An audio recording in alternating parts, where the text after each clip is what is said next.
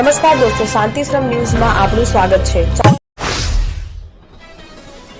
બનાસકાંઠા જિલ્લામાં વિકસિત ભારત 2047 અને વિકસિત ગુજરાત 2047ના લક્ષ્યાંકને સિદ્ધ કરવા માટે વ્યાપક કાર્યક્રમોની તૈયારીઓ શરૂ કરવામાં આવી છે। આ સંદર્ભે જિલ્લા કલેક્ટર શ્રી મિહિર પટેલના અધ્યક્ષસ્થાને પાલનપુર ખાતે કલેક્ટર કચેરીમાં એક સમીક્ષા બેઠક યોજાઈ હતી। રાજ્ય સરકાર દ્વારા 5 જૂન 2026 થી 21 જૂન 2026 દરમિયાન રાજ્યભરમાં જનકલ્યાણલક્ષી અને જનજાગૃતિ કાર્યક્રમનું આયોજન કરવામાં આવનાર છે।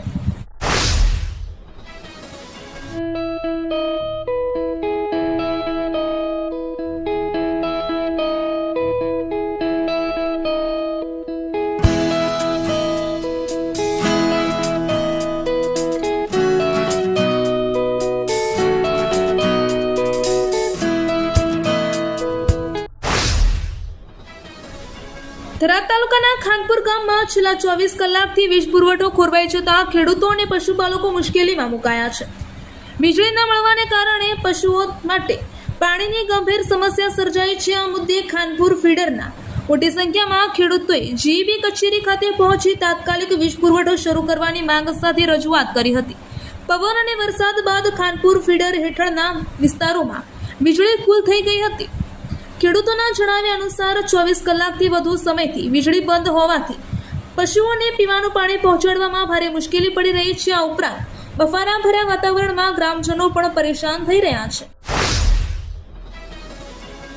બનાસકાંઠા જિલ્લાના ડીસા માર્કેટ યાર્ડમાં ગત મોડી રાત્રે વરસેલા વરસાદને કારણે ખુલ્લામાં પડેલો કૃષિ માલ પલળી ગયો હતો। આ ઘટનાથી ખેડૂતો અને વેપારીઓને ફરી એકવાર મોટું નુકસાન થયું છે। હવામાન વિભાગ દ્વારા વરસાદની આગાહી કરવામાં આવી હોવા છતાં માર્કેટયાર્ડ દ્વારા કોઈ વ્યવસ્થા કરવામાં ન આવી હતી। બનાસકાંઠા જિલ્લામાં સતત બીજા દિવસે પણ વરસાદી માહોલ યથાવત રહ્યો હતો। ડીસા સહિત જિલ્લાના વિવિધ વિસ્તારોમાં વીજળીના કડાકા ફડાકા સાથે વરસાદ વરસ્યો હતો। નોંધનીય છે કે ગઈકાલે પણ મોડી રાત્રે વરસાદ પડવાને કારણે ડીસા માર્કેટયાર્ડમાં વરસાદી પાણી ભરાતા બોરીઓ પલળી ગઈ હતી। સતત બીજા દિવસે વરસાદ વરસતા ડીસા માર્કેટયાર્ડમાં બહાર પડેલી બોરીઓ પલળી જતા ખેડૂતો અને વેપારીઓને ભારે નુકસાન વેઠવાનો વારો। હવામાન વિભાગ દ્વારા રાજ્યમાં આગામી 7 દિવસ વરસાદની આગાહી કરવામાં આવી છે। આજે 3 જૂને 11 જિલ્લાઓમાં ગાજવીજ સાથે વરસાદની આગાહી કરવામાં આવી છે। પવનની ગતિ પ્રતિ કલાક 40 થી 50 કિલોમીટરની રહેવાની સંભાવના વ્યક્ત કરવામાં આવી છે। આગામી 2 થી 3 દિવસ ગરમીમાં 2 થી 3 ડિગ્રીનો ઘટાડો રહેશે। ત્યારબાદ તાપમાનમાં ફરી વધારો થશે। હવામાન વિભાગના મતે આવતીકાલે 4 જૂને કેરળમાં ચોમાસાની એન્ટ્રી થઈ શકે છે। થરા મુખ્ય બજાર વિસ્તારમાં જોખમી ખાડાઓ અને પાણી ભરાવાના કારણે સ્થાનિકો તેમજ વાહન ચાલકો ભારે મુશ્કેલીનો સામનો કરી રહ્યા છે। છેલ્લા 6 મહિનાથી આ સમસ્યા યથાવત છે, જેના કારણે લોકો ત્રાહિમામ પોકારી ઉઠ્યા છે। હનુમાનજી ગોળાઈ પાસે ડેપોમાં જવાના માર્ગ પર મોટા ખાડાઓ પડ્યા છે, જે વાહન ચાલકો માટે જોખમી બન્યા છે। આ ઉપરાંત વોર્ડ નંબર 4 વિસ્તારમાં પણ ગટરના પાણી અને વરસાદી પાણી ભરાઈ રહે છે। વરસાદ અને ગટર ઉભરાવાના કારણે રોડ પર સતત પાણી ભરાયેલું રહે છે।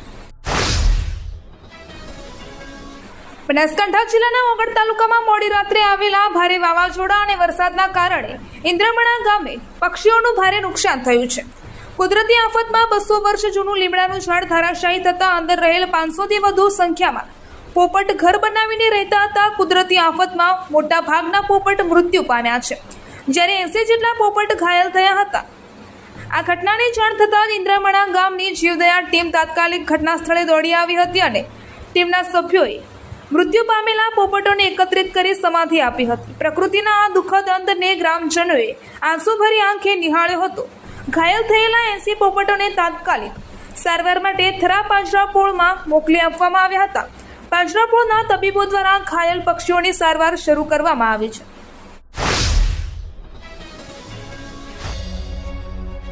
ઉત્તર ગુજરાતનો એકમાત્ર multi city mall happy mall જે આવેલ છે જિલ્લાના વેપારી મથકો દિયોદર, ભાભર, રાધનપુર, વારાહી અને થરાદમાં, જ્યાં મળશે આપને વ્યાજબી દરે જીવન જરૂરિયાતની તમામ વસ્તુઓ તેમજ કપડા, ગિફ્ટ આર્ટિકલ, પ્લાસ્ટિકની તમામ સામગ્રી, ક્રોકરી અને બીજું ઘણું બધું વધારે। તો આજે જાઓ હેપી મોલ અને કરો ખરીદી તમારી મનગમતી વસ્તુઓની।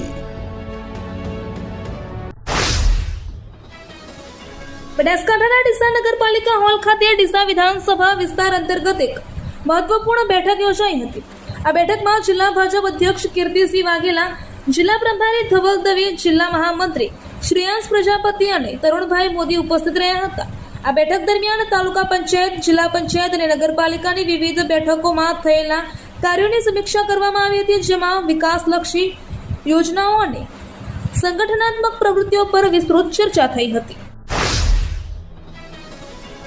ભાભર રાધનપુર હાઈવે પર સુંદરમ હોટલ નજીક લાકડા ભરેલી એક ટ્રક પલટી ખાઈ ગઈ હતી. આ અકસ્માતમાં સામેથી આવતી એક 4-વ્હીલ કાર પણ ટ્રકની ચપેટમાં આવી ગઈ હતી. સદનસીબે આ ઘટનામાં કોઈ જાનહાનિ સર્જાઈ નથી.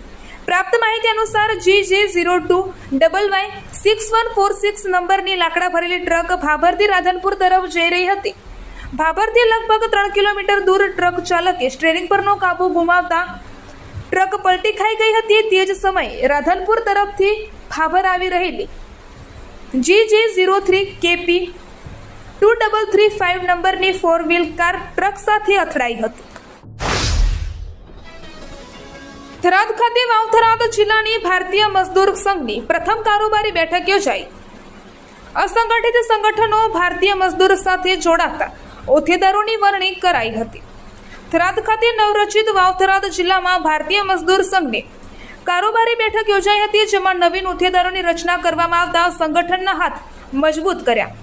આઉટસોર્સિંગ કર્મચારીઓ તેમજ શ્રમિક સંગઠનો માટે ભારતીય મજદૂર સંઘ સંગઠન એ જ શક્તિના નારા સાથે શોષણ પીડિત કર્મચારીઓ હિત ન્યાયની લડત લડશે.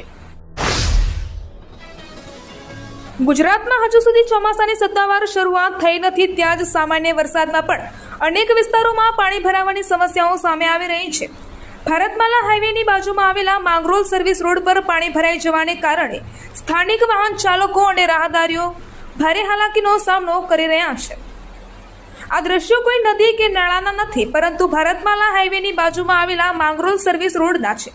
સામાન્ય વરસાદ પડતા જ અહીં ઘૂંટણસમાં પાણી ભરાઈ જાય છે. આ માર્ગ પરથી રોજ પસાર થતા સ્થાનિક લોકો તંત્રની પ્રી મોન્સૂન કામગીરીની પોલ ખોલી રહ્યા છે. વાહન ચાલકોનું કહેવું છે કે વરસાદ આવે તે સમયે આ રસ્તેથી પસાર થવું એક મોટી આફત સમાન બની ગયું છે. ગાંધીનગરના સોનીપુરની સભામાં અમિત શાહે હુંકાર કર્યો હતો કે દેશભરમાંથી એક ઘૂસણખોરોને વીણીને બહાર કાઢવામાં આવશે. અમિત શાહના હુંકારના 5મા દિવસે જ એટલે કે ગઈકાલે 2 જૂનના રોજ ગુજરાતભરમાં બાંગ્લાદેશીઓને પકડવા માટે સર્ચ ઓપરેશન શરૂ કરવામાં આવ્યું હતું. અમદાવાદ, સુરત, રાજકોટ, વડોદરા સહિત સમગ્ર રાજ્યમાં બાંગ્લાદેશીઓને શોધવાનું ઓપરેશન ચાલી રહ્યું છે. અમદાવાદમાં 166 બાંગ્લાદેશી પકડાયા છે. પૂછપરછમાં સામે આવ્યું કે તેઓ અહીં જે કમાતા હતા તે પૈસા આંગડિયા મારફતે કોલકાતા મોકલતા હતા અને ત્યાંથી બાંગ્લાદેશ જતા હતા. સાથે જ કેટલીક મોબાઈલ એપ્લિકેશનના માધ્યમથી પણ પૈસા બાંગ્લાદેશ મોકલાતા હોવાનું સામે આવ્યું છે.